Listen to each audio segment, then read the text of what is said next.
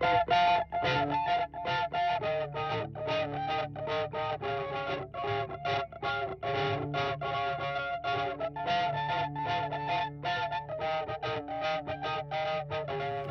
to Soundbite, the podcast where we talk to interesting people in the Maritimes about their stories and current issues. I'm Caitlin Dutt, one of your co-hosts. And I'm Tim Porter. All right, welcome to Soundbite.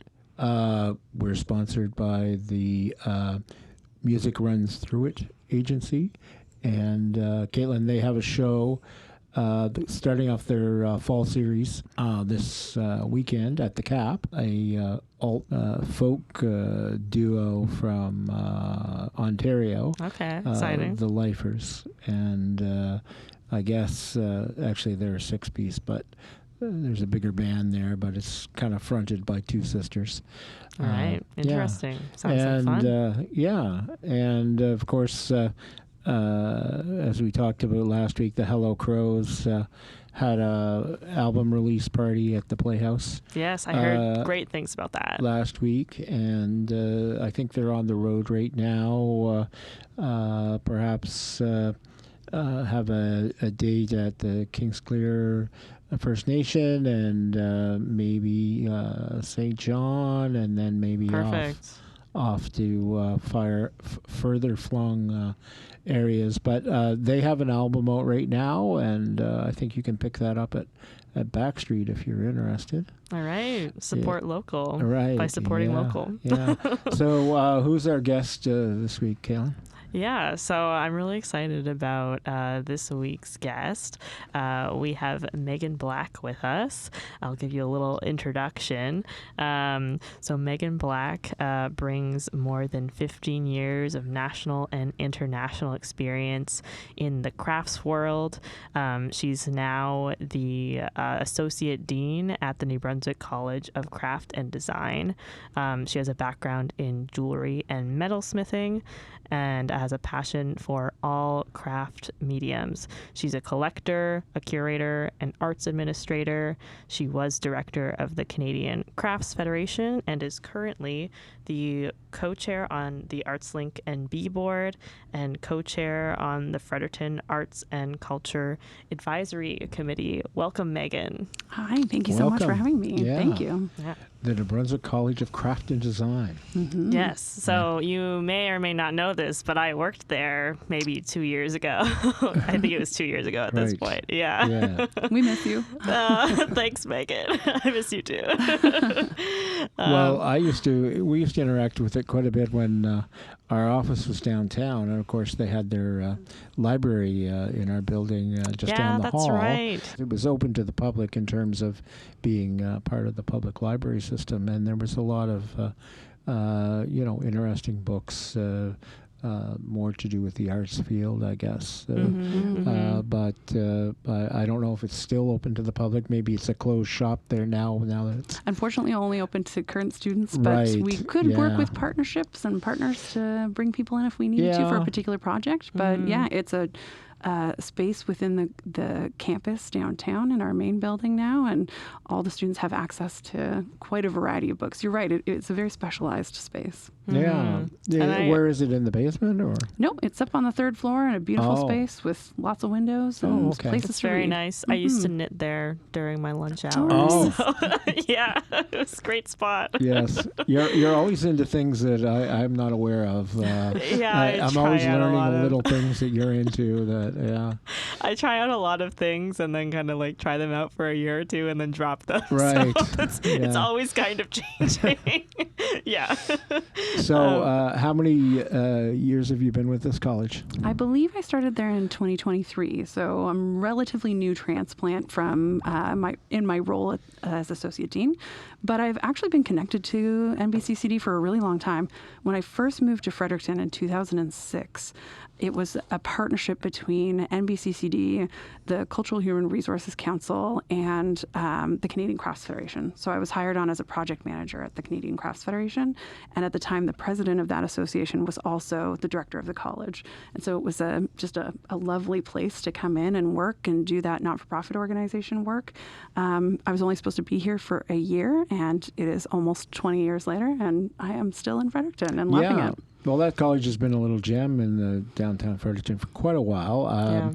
Formerly just known as the craft school. Now we call it a little more formal title to it. But a lot of people have come out of there. Working from everywhere from photography to jewelry to pottery to you name it, I guess, and I guess that's why you're here.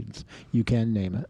I can, yeah. Fashion design, photography, videography, 3D digital design, jewelry and metalsmithing, ceramic design, textile design, graphic design, fashion design. Did I say fashion design already? You did say fashion design. I'm going up by all the floors. I'm walking my way through the Foundation school. Visual Arts, I guess you could say. And we also have an online Foundation Visual Arts program. So it's quite a variety, and it's changing all the time. It's growing, it's evolving, it's staying connected to contemporary design. It's also honoring the traditions of design and craft from around the world. So it's a happening place. A lot of things and a lot of people come out of that building. And New Brunswick has like a pretty rich culture of fine craft, if I am correct. Can you tell us a little bit about that? I would say so. I think that, I worked for a national organization for years and years. So I've traveled across the country. I worked with so many different provincial and territorial craft councils, with different educational institutions that have craft programming. But the college, I was drawn to the college and I wanted to work there. I taught a little bit part-time before I started working there full-time. And it's always drawn me in. It's a place that I think is really an anchor for the craft community in the province, and the design community as well. But New Brunswick as a whole, we've always been a province that's like, gritty and do it ourselves and make it work. And we live in this unique place in the country where you have an opportunity to push and develop something for yourself. And craft is all about that, and design is all about that too. So I think it meshes well with the vibe of the people who live here and work here. But culture in New Brunswick is a big part of the economy. It's a big part of the community. And I can't tell you how many people, earlier today, actually, I was just walking outside the college, and one of our former alumni from 1994, she told me she graduated. She just was coming down to see what was going on with the college now, come to our gallery, check out the shop. And so we've constantly got people coming back around and seeing where their pathways are going. So one other thing I'll mention is that right now at the George Fry Gallery, which is our campus gallery, it's just across the street from our downtown campus on Queen Street, they have an exhibition of alumni on right now. And so I think the furthest back in time who we have on display there is Alana Barrett, who studied ceramics at the college, but now is a metal artist in St. Andrews. And one of the more recent ones, Lauren Polchees. She is a graphic designer. I actually used to work with her at the Canadian Crafts Federation, where she still works, but she's done graphic design and illustration work for, I believe she did the cover of one of the Missing and Murdered Indigenous Women reports. It's a really intense and beautiful piece that's on display there now. And she's also done graphic design for CBC during the Olympics. It's quite a broad range. We've got a textile artisan right now who does knitting machine wear. Or knitwear on a knitting machine, which is also a unique program that we don't have elsewhere. But just going back to the vibes of New Brunswick, there was recently a report released, I believe it was by Kelly Hill Industries, or Kelly Hill... I follow their newsletter. Yes, Kelly Hill Strategies, maybe. And they had mentioned in there that in New Brunswick, the most common type of artist in New Brunswick is actually a craftsperson, followed very closely by musicians. So I think it was a difference of less than 10 or around 10. So it was very, very close, tight race. But I don't believe that any other provinces have that as their number one type of artist that is self-identifying. So one particular study, but it goes to show just how much it happens in the province right now still. Yeah, and so sometimes I feel like when I'm going around in the world, I've been lucky because, I worked at the craft college for like 3 years-ish, I think. And, you really get to see like the contribution that fine craft has in all sorts of corners of the province.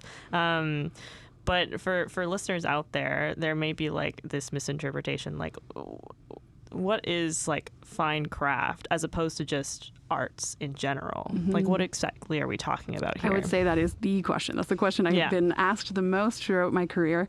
And it's a tough one because there is no real definition. Like you can put words around it, you can direct people towards an understanding of it, and I do my best to do that. But one of the ways that I describe craft specifically and fine craft is artwork that is happy in the home, on the body, and in a gallery space. So it can live in different places, it can function in different ways, you can have it for different purposes. But really, to me, there is no difference between fine art and fine craft. They're all art forms. They're all forms of a craft. And so if you are looking at the two, I would say if you want to define craft a little bit more, it would be material arts. So something that's based in a tactile or physical object or material. You could start to define it by the different types. We mentioned the different programs at the college earlier. So whether it's ceramic or glass, textiles, wood, fiber, but it doesn't have to stay within that. And I find that some of the most interesting pieces have a mixture of that as well. So it can be interdisciplinary, it can be sculptural, it can be functional, and it lives in all those different places just as happily as the others. And so why is it so important to advocate for craft? I've been advocating for the craft sector probably the entirety of my adult career. I have always believed that it has multiple layers of benefits for society. It's good for the individual, for the personal. Anyone who has ever picked up a hobby or tried to do something tactile with their hands, we saw a lot of people pick up new things during COVID, during the pandemic, just to feel like you have a sense of control in life, something that you can produce, that you can make, that you can see the fruits of your labor as you produce it. And there's something positive that happens in your brain and in your heart when you're using your hands. So I see the individual benefit of partaking in craft as a practice. But there's also the tourism benefit, there's the economic benefit, and looking really big picture, the craft sector in Canada, the craft-specific GDP in 2021 was $2.4 billion. Wow.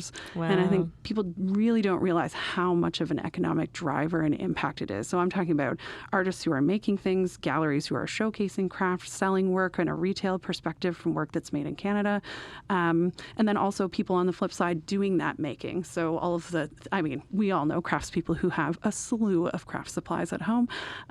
So it really varies, and it comes together in a lot of different ways. So that was 2021 was $2.4 billion, and in 2023 it was $2.7 billion. So despite all the challenges that we faced within those years and after those years, craft is still rocking and rolling out there. How's crafting adapting to the digital age? I mean, we can kind of look at photography and say, well, that's we can see how darkroom work is not the thing anymore, and we're learning to adapt onto computers. How are other types of mediums adapting to the digital age? Yeah, that's a really great question. And I think if we look at craft over the course of human history, even going back more than 10,000 years, we've got ceramics that have evolved and changed how we fire them, what kind of materials we use, what kind of glazes that we use. So in some ways, we're still making similar objects, but the approach and the how and the environmental impact of what we're doing has improved and changed and grown. So the kind of kiln that you would have used, 10,000 years ago might not look like the same kind of kiln that you have in a modern studio today, but that change has still happened and rippled through time. There's also this really interesting crossover between 3D design and what people are able to do in that realm and how it connects with craft. So not everybody does that, but there's lots of industries that use those technologies to design work and then do rapid prototyping, do 3D printing. And then there's also ways that you can do that and then reverse it back into more of those traditional technologies. And I don't know all the ins and outs of this, but I've seen them do it in the ceramic studio where they've partnered between the 3D design students and the ceramic students, had them design a 3D mug, 3D printed that mug, and then done mold making techniques so that they can slip cast and actually cast the ceramic and still produce it in the more traditional fashion, I would say, for firing. But you get different designs, different approaches, different looks to what you're putting together. So we find lots of creative ways where we can advance with new technology while still holding on to some of that knowledge that has sort of adapted through time. And I often say that, craft made it through the Industrial Revolution. We made it through the pandemic. Craft is never going to die. Just expanding on Tim's question a bit as well, something that feels hard to ignore as well is just the presence of AI in the industry these days, and how is that affecting how craft has to adapt? Yeah, also a really interesting question, one which I don't know the answer to, because we're still, every day there's something new happening in the realm of AI and how it's affecting industry and how it's affecting jobs and how it's affecting education. And so it's a big challenge, and I'm not sure I have all the answers by any means, but from a craft perspective, it's been interesting to talk with artists and with our instructors and with students about how they feel about AI and all the reasons they do or do not want to engage with it. And so a lot of students come to our school and they want to disconnect from the digital. They want to have this tactile, physical, handmade experience. And then there are other students who are fully into it. They're like looking at what's possible. They're living fully in the digital realm and making work digitally. And so there's this huge range and spectrum, again, of how people feel about it and what they want to engage with it. I would say that it can be used as a tool, and it can be used in interesting ways to bat around ideas. But often I say, AI, it's not banned at our college. We don't say you can't use AI at all, but if it's a replacement for your learning or your skill development, then that's when we don't want them to use it. So it's a challenge. It's a whole new world that we're all working through and trying to figure out how it affects our lives. Yeah, for sure. To follow up on that, I guess, is there a risk of losing that space for craft and losing the people that are so dedicated to craft, especially with things that are like inflation and the cost of living is going up, and you need the time and money to dedicate yourself to these things, and there may be less of that in today's era. It is a challenge. I will say there's always been a market for craft, even in the toughest times. There's not every audience is going to be able to necessarily take that time or have the funding to purchase something that may be a little bit more expensive because it's made specifically in Canada or locally or by hand in small batches. But we have made it through some pretty intense times before, and I really genuinely believe that people's interest in Canadian-made work and locally made work and traditionally made work that also delves into those cutting-edge technologies, there's an interest in that and an appreciation for it.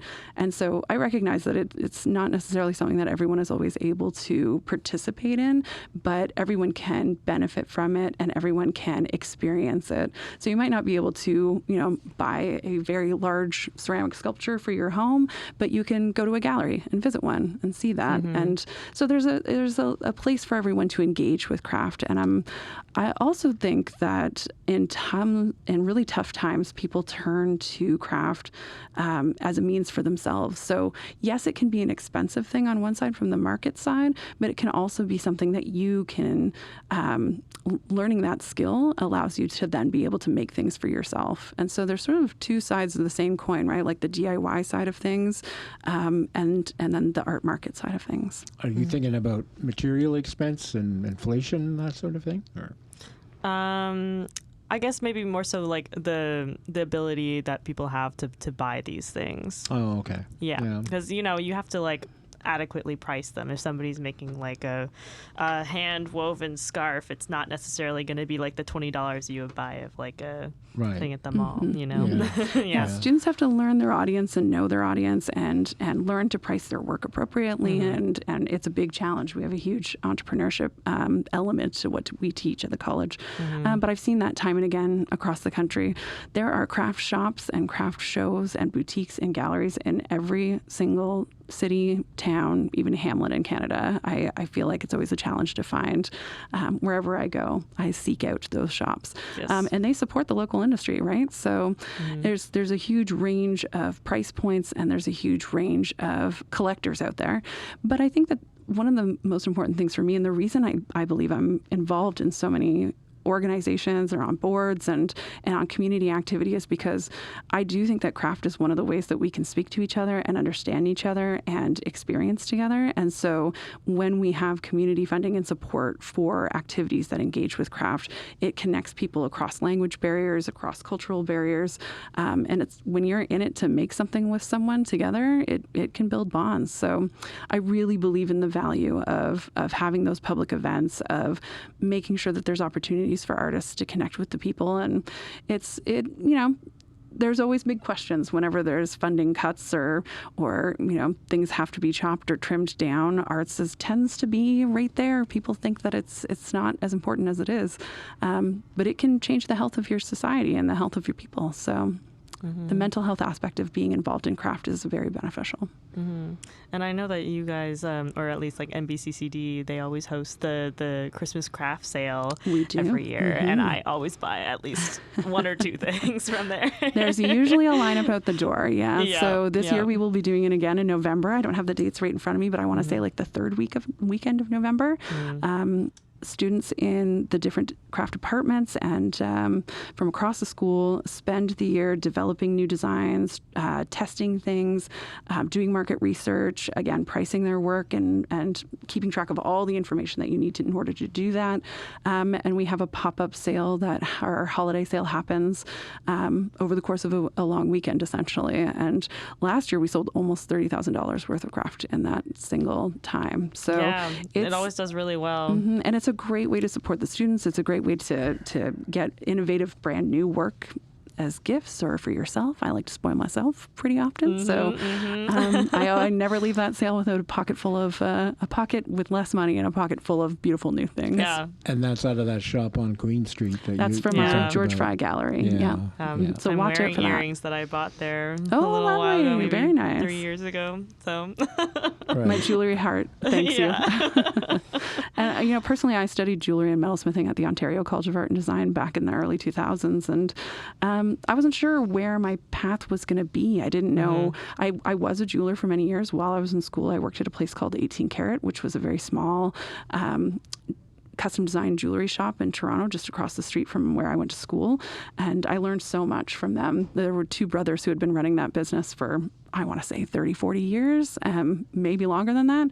And I learned a ton about working with clients and doing custom design and what are people looking for? What's the story behind it? Because realistically, people want to connect with either the story behind the piece, the technology or the material behind it, or the artist who made it. And it can reflect the place that you're from. It can be a memory from going to a place, or, in the sense of jewelry, it can honor an activity in your life, whether you're getting married or engaged or an anniversary, all of those things. People tend to want to place a memory into an object, and craft can be a holder for that memory. So I love that aspect of it. It feels beautiful.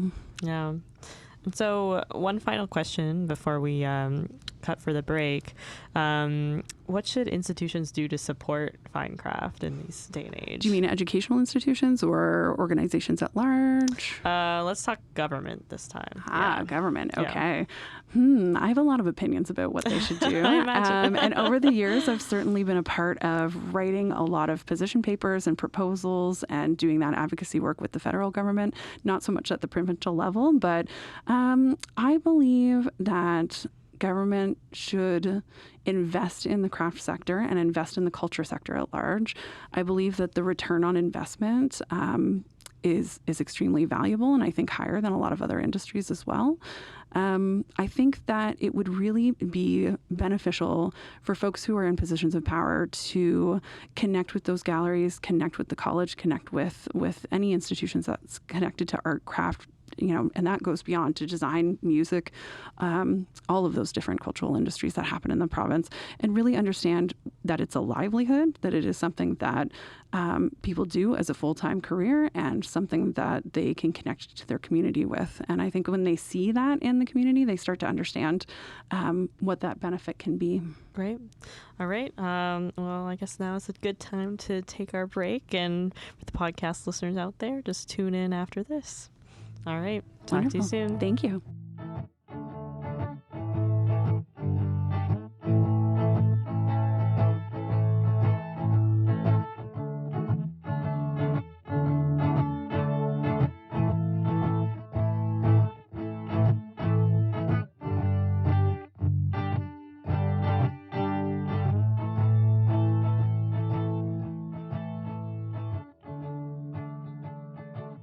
All right, we're back with Maegen Black. Welcome. Thank you. So before the break, we were talking a lot about, craft in New Brunswick, the industry, the challenge, some of the challenges the industry is facing. But I wanted to talk to you in this segment a little bit about how you got here yourself. Mm-hmm. Yeah. So you had attended OCAD, from what I remember, and took jewelry and metalsmithing. Can you tell us a little bit about that? Yeah, I'd say my journey to craft even started well before then, and like many artists, I took a lot of classes when I was a little kid, and I remember I grew up in Oshawa, Ontario, and there was a place called the Whitby Station Gallery, and I started going there. They had printmaking classes, they had ceramics classes, and sort of a funny story, 15, 20 years later almost, when I was working at the Canadian Crafts Federation, the woman who was the executive director and still is the executive director of the BC Craft Council. She used to teach those classes at the Whitby Station Gallery. Oh, cool. And now we were working together, and they had a very distinctive name. They were called Dip, Dabble, and Draw. That was the name of the class. So I think that's why we both remembered that particular experience. So I so value Rain Mackay. She was an excellent teacher and a wonderful person to work with in person as an adult too. But so I was very interested in just exploring and developing skills. I took all the ceramics classes that you could take at the Arts Resource Center in Oshawa. I took classes in the basement of the Robert McLaughlin Gallery, and of course the Whitby Station Gallery. So eventually in high school, I ran out of classes to take in my hometown, and eventually once I got my driver's license, I was driving myself to Port Perry to take life drawing classes at the Veni Vidi Vici Gallery, which was like above a bakery or something in a weird tiny little town. Port Perry's beautiful, but so I always knew that it was something I was passionate about and that I got a lot of personal benefit from. But I thought I was going to go to school to be a lawyer. I was going to be a cop or like in law somehow. I did my co-op at a police station when I was a teenager. That is not what I expected. Well, that co-op turned my mind. I was like, what if I followed my passion? A lot of respect for folks who go into that direction. But I thought, why not go for it and follow my dreams? And so I went to the Ontario College of Art and Design. I thought I would go for drawing and painting, which my skill set did not go much further than That's okay. my entry level there. We can't all be painters and drawers. Yeah, but I fell in love with the material arts. I remember the first time that I soldered any jewelry, like my first solder line in metal, and I just thought, oh yeah, this is it for me. Like there's something I find really entertaining and intriguing about metal specifically. You have this very hard, very firm object material, but you can melt it down, reform it, turn it into a liquid, and then transform it into another metal object that then stays for the test of time.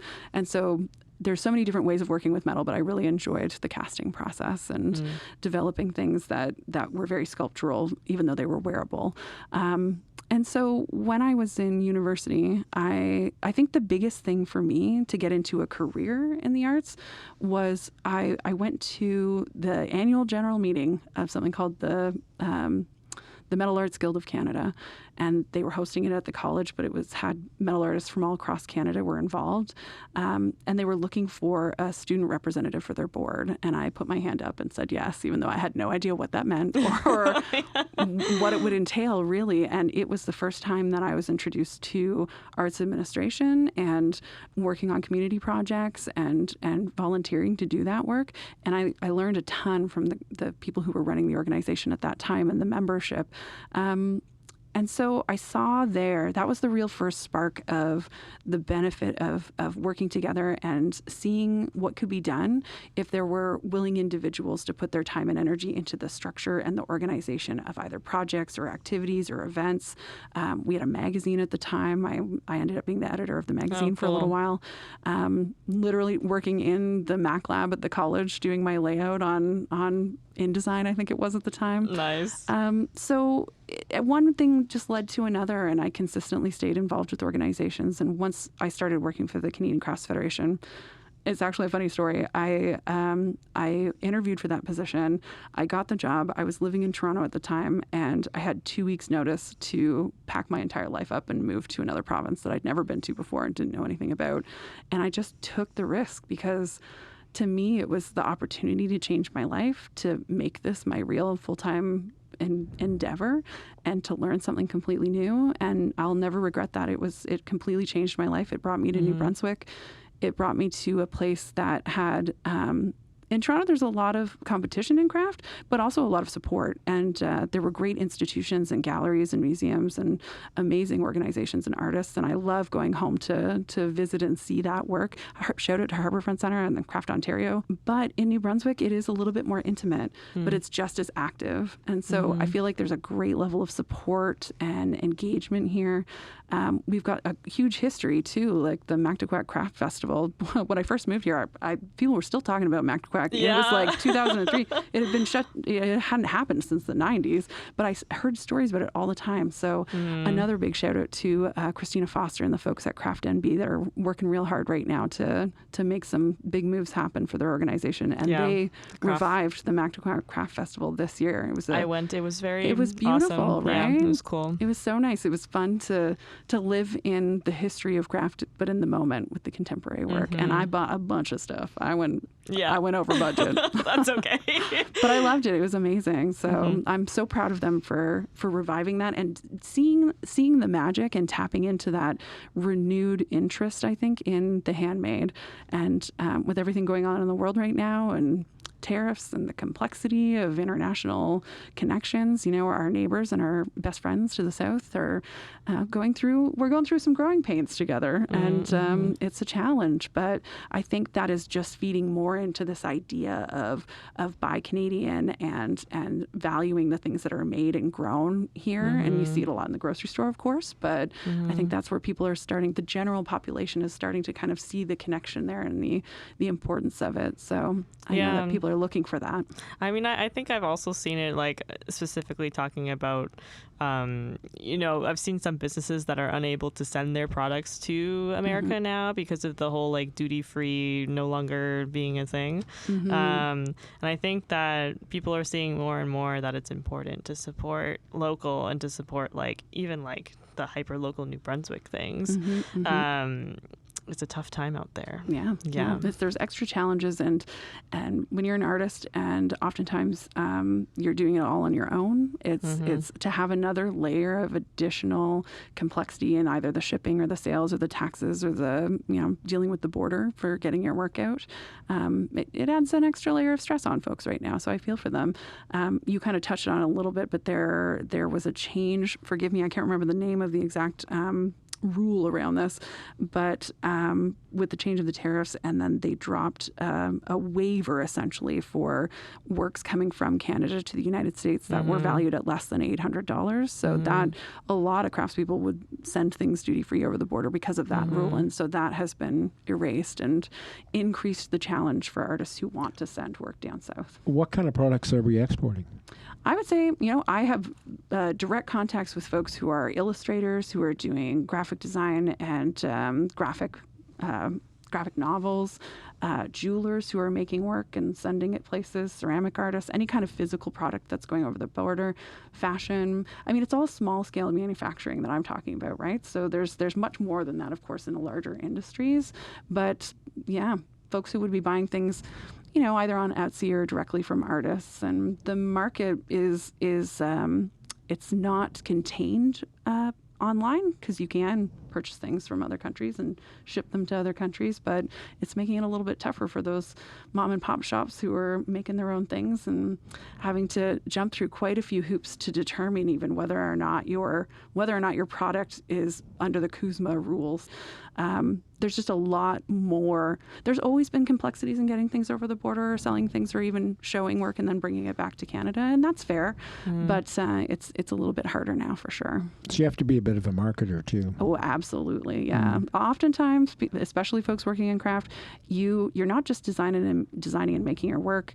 You're like getting all of your materials. You're a buyer. You are marketing your work. You're photographing it. You're doing social media. You're promoting it. You're doing shows.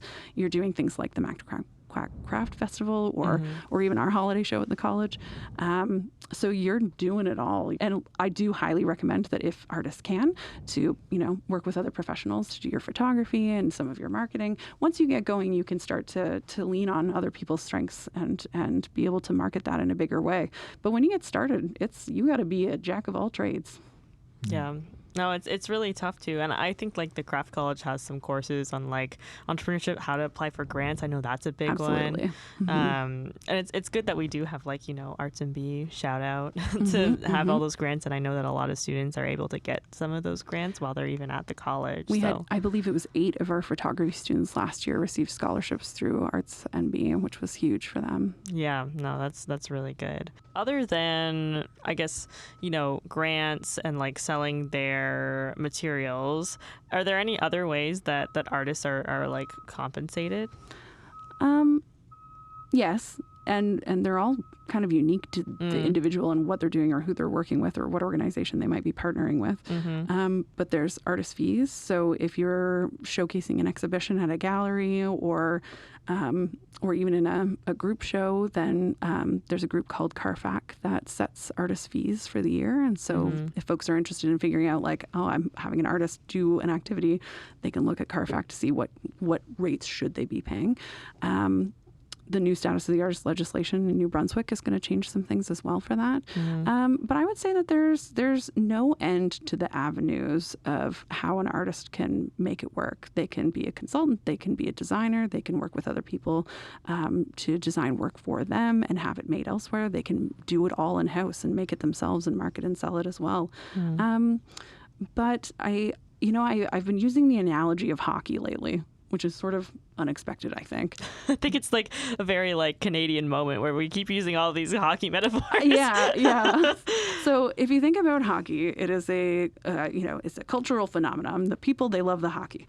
But if you think about it as sort of an ecosystem, craft is really connected to it in a lot of ways, and the things that we teach at the college also. So you have your camera folks who are actually filming and capturing the moments from the game. So on ice, filming it live, doing photography, editing those highlight reels, all those ways that we capture what's happening and share it with everyone. So that's your photo and videography. You have fashion design. If you think about the design of the actual uniforms and the gear that they wear, but also if you think about the Olympics and the Canadian Olympic team, there are Canadian designers that make that work every single year, and it's a big thing. So all the uniforms and the gear that you see the athletes wearing for the opening ceremonies and closing ceremonies, that's all fashion design. If you think about graphic design, you've got your logos. Think of the new Women's Hockey League. All of the new identity for those different hockey teams has all been done in graphic design, as well as, any kind of graphic that you might need for promotional purposes. And even something as specific as jewelry. Think about championship rings. Think about the medallions and the medals that they win at the Olympics. Who designs those? Who makes them? Who repairs them? And when that Stanley Cup gets dropped on the ice and cracks, which it does sometimes. You need people who understand the material arts to be able to repair the things that, championship rings, medals, the Stanley Cup, they are all much like your engagement rings or your anniversary jewelry. They're all things that honor and recognize either a moment or a lifetime of effort. And so they are beautiful objects that represent more than just the objects that they are. And I really believe that. So all that to say that if we can think of hockey and then all those different things that make hockey what it is other than the sport itself. Obviously, we're not teaching people how to play hockey at the College of Craft and Design, but we are teaching them how to engage in other industries. And there is no other industry in Canada that isn't touched by at least one thing that we teach at the college. Well, okay. I think maybe if we've got a kid down at the Clay Cafe working on a mug today, and maybe they're listening to this podcast and maybe they've been inspired. What do you think? Yeah, what's your application? When do applications close for the craft college? The application for diploma programs just opened this past week, and we're actually having an open house that folks can register for if you're interested in the college and the programs, or if you're a parent of someone who might be interested and you want to connect them to come and actually see the building in person and see our studios and get a little taste. And they do little workshops during the sessions as well, just very entry level. But I love when the parents get involved as well and get their hands dirty and see what it's like. So I believe that's happening in February. So register today if you want to come down to the college. Yeah, well, you're down on Queen Street. Down on Queen Street. And we also have an online program, and we'll have an online open house at some point as well. Okay. And as we established, you can see some of the good works at the George Fry Gallery on Queen. And you still have the barracks. The barracks are open primarily in the summer, so they'll be back up and happening when the night market is on as well. Right. Yeah. So you can see your stuff there. Yeah, we're lucky to live in Fredericton. We've got a lot of craft-related things going on. So yeah. All right. So we've been talking to Maegen Black with the New Brunswick College of Craft and Design. Thank you very much, Maegen, for joining us for the last hour. Thank you so much. Thank you, Maegen. I appreciate it. Thank you for listening to Soundbite, a production of Porter O'Brien and CHSR 97.9 FM. Special thanks to our podcast host, CHSR, our sound editor, March Rojas Velasquez, as well as Adam Porter, who provided our theme music. You can find all our episodes on Spotify and Apple Podcasts under Soundbite, and you can follow us on Facebook, Blue Sky, and Twitter at Soundbite NB, as well as LinkedIn under Soundbite Podcast.